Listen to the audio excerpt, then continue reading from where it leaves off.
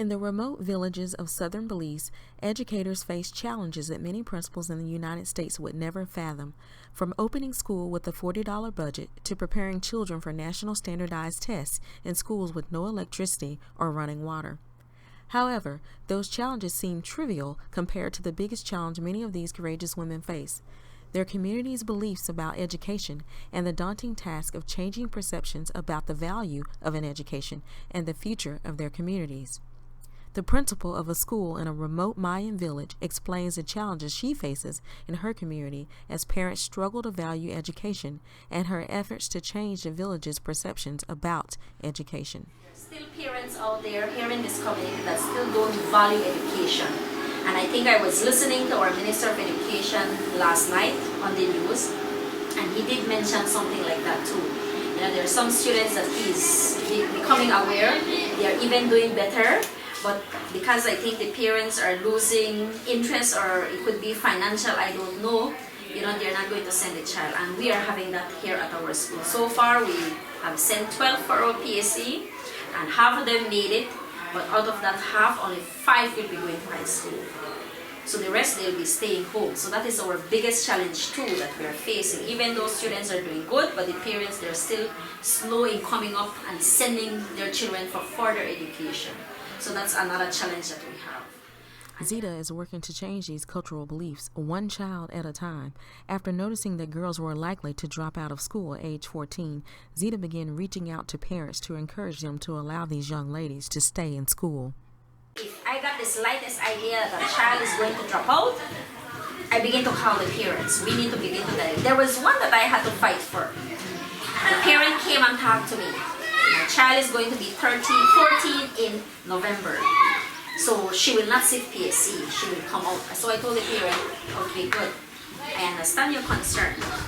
What is the child going to be doing at home? Is the child going to continue your cycle of life? You know, you're already in this state. We already call ourselves so poor. And now if you're not going to allow your child to stay at school, then that's the cycle that you're encouraging. So I had parents sit down right there, and I told her, well, that is not what the child is telling us. The child does not want to stop school. I think it's only you that wants the child to stop school. So I told her, guess what? I will have to dialogue with my manager. I will let them know, but if there is a way, I'll get back to you.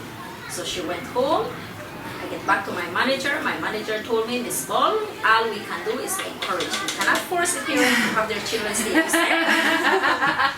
So when the parent came back now, I think, you know, probably God had worked. Parent said, Miss Ball, I'm going to allow my child to stay in school. The principal is making revolutionary movements by being a woman in leadership in this community. Because they believe that man should be the leader, and that women cannot lead. I think that's the mentality they have. Yes. She explains how she answered the challenge to become principal. Given the news, I was reluctant. I did not want to abide. I was finding many ways to decline from it or find somebody else. But I was told, you're the correct person, you are not qualified, and I think these communities need you. So I have nothing else to do. I said, well, if that's my calling, then I'll have to take the challenge.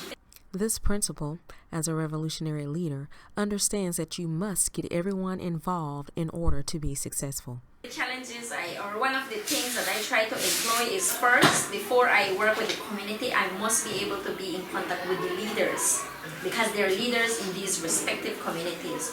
And if you don't have the support of the leaders, then it's way too far or way too hard to get the support of the community.